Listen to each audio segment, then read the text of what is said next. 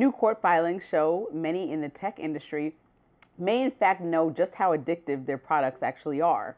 According to a report from the New York Post, some employees at Meta, which owns Facebook, Instagram, and WhatsApp, seemingly conceded that the platforms were a potential risk, especially to kids, with one of Meta's own researchers writing in an internal chat, quote, "Oh my gosh, y'all, Instagram is a drug," with another Meta employee allegedly responding, "We're basically pushers."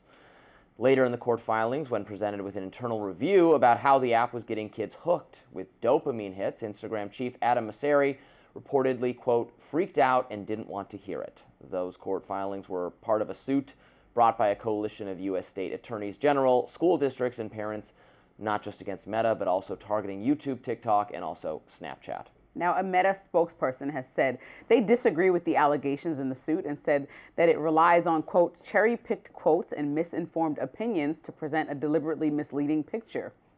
But it comes as a new study out of the University of Pennsylvania shows that smartphones are likely to lead to worse health among kids.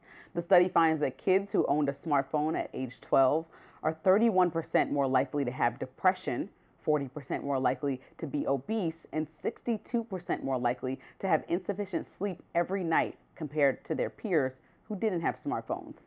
The study also found that the kids who had smartphones were also more likely to be female, Black, or Hispanic, and from lower income households.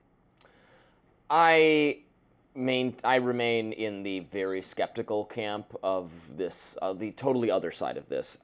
I think there's so much moral panic at play here that regulators and censors want to inspire fear about this product because they aspire to have more control over the narrative and over sources of information.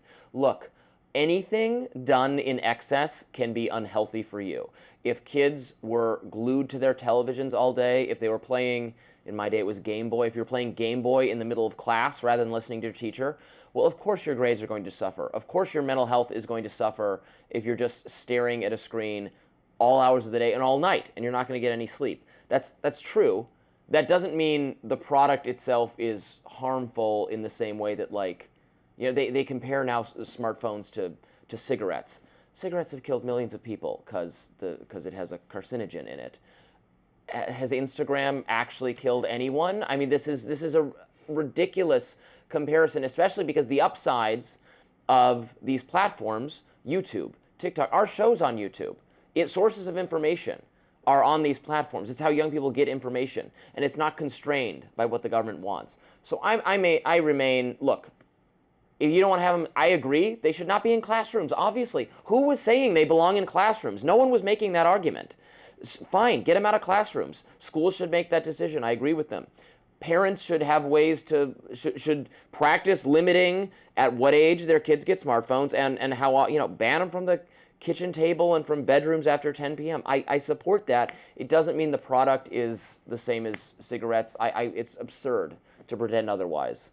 That's my view. I'm on the entirely different side of this conversation. I totally disagree with you. I think that the difference between like a Game Boy or any of the pocket games that we had growing up is that they didn't have built-in technology to attract dopamine every time somebody gives you some type of validation for liking or commenting or incentivizing, like even when you get to your level that you are on X making money from, it incentivizes you to keep going. You talk about these bad international actors that are incentivized by more engagement to keep going. So imagine when a kid whose brain is not fully developed playing in that Maybe world. Maybe for you, I'd rather spend a couple hours on Game Boy than on Instagram. Well, there's not, kids aren't. So I have no, girls aren't. No, kids are, I'm saying, on these social apps. Yeah. I actually have firsthand experience with it because I have a 4-year-old who I don't let use the iPad unless we're traveling. I would and not. I have a 14-year-old stepdaughter that uses the phone often, and it's been a source of friction when you bring some of the stuff that happens on the phone to schools. And so I know that parents actually have Don't bring them to schools, I agree. No, they bring the drama from the phones that happens on the weekends and things to schools. That's what I'm saying. The stuff that happens there. But teenage girls are going to bring drama everywhere because they're teenage girls. You're saying that, but there's actual, so I don't go by subscribing to the book of Robbie. I subscribe to psychologists and studies that have shown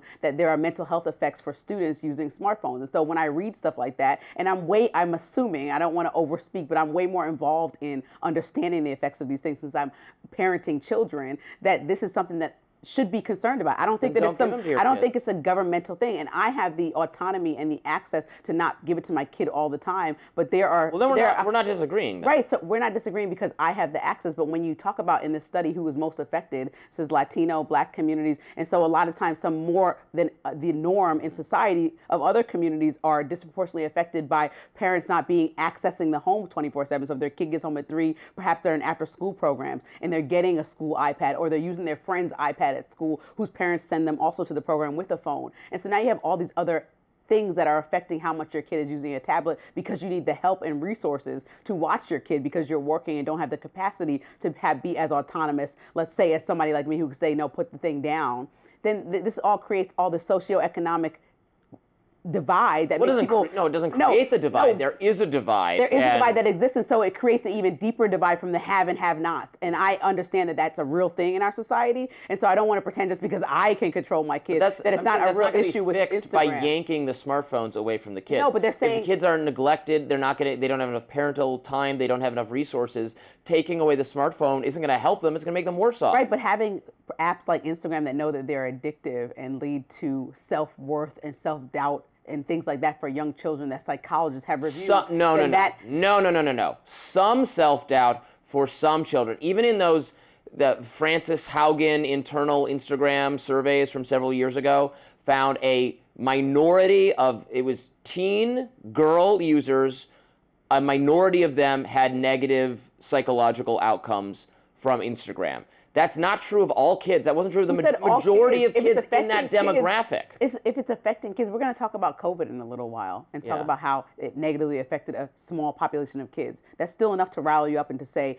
no, this shot shouldn't have been distributed. No, I will not say it shouldn't have been distributed. I'll say it should have been a choice. Okay, but I'll say... And I say the same thing about Instagram. I'll say it should be a choice. I think that sometimes it's good for some kids, bad for society others. That are programming apps that kids have access to, we should be mindful of trying to help them achieve their fullest potential and not try to put in things that we know can lead to depression or other thoughts when you feel lesser than because of an app and how many likes you're getting. And that actually has been attributed to those feelings by psychologists. So that's all I'm going by. All I'm saying is the fact that some users, in a specific demographic, teenage girls, are having a negative psychological experience with this technology does not mean it should be aggressively regulated. I'm looking at the study we just reported on. Us. 31% have higher odds of depression. That's a high sum. 40% have higher odds of obesity, and 62% are not sleeping well because of smartphones. I'm not making this up. This is a study we just reported in the intro of this piece. So that's one example. Kids not sleeping also leads to terrible grades and other things. So I've this seen all is bad things. That people who excessively use social media and people who don't use social media at all have equally negative health outcomes. There's a happy middle ground that we should strive for as a society, and families should strive for, and schools should strive for. But these are sources of information for young people that the government is trying to control. No, I think you're putting too much in the government control part of it. Well, that's what they're having a hearing about. That's what states attorneys generals are bringing lawsuits to keep these technologies out of to stop you, a parent, from making the decision. It might be the case that your kid should not have a smartphone, or this kid should have one and this kid should not. And they want to take that decision away from families and give it to the government, and I find that reprehensible and illegal, and in plain violation of the First Amendment. The Journal for American Medical Association published just last week that a 1-week social media detox actually improved the mental health for more than 300 young children or young adults. So they're in the 17 high school age. When they were stopped problematic social media use. Mm-hmm. So if you are telling me that you're seeing all these numbers about higher likelihood of depression, no sleep, and then not using it for 1 week, causing improved mental health, and you don't acknowledge any of that, you just think it's some big scam by the government to take over what parents have access to, I think that you are minimizing this to a degree that's completely unacceptable to me. I am just saying it should be your choice. I am pro-choice on the issue of social media use. I'll let families decide what's right for them. And I think these companies should not take advantage of small children that do have access to an app that parents sometimes, unfortunately, don't know how to work all the way. Sometimes they don't know how to work all the way. That legislation done for the children is always suspect. The White House is officially decorated for Christmas with decor and a theme selected by, well, the First Lady. We'll talk about that next. Stay with us.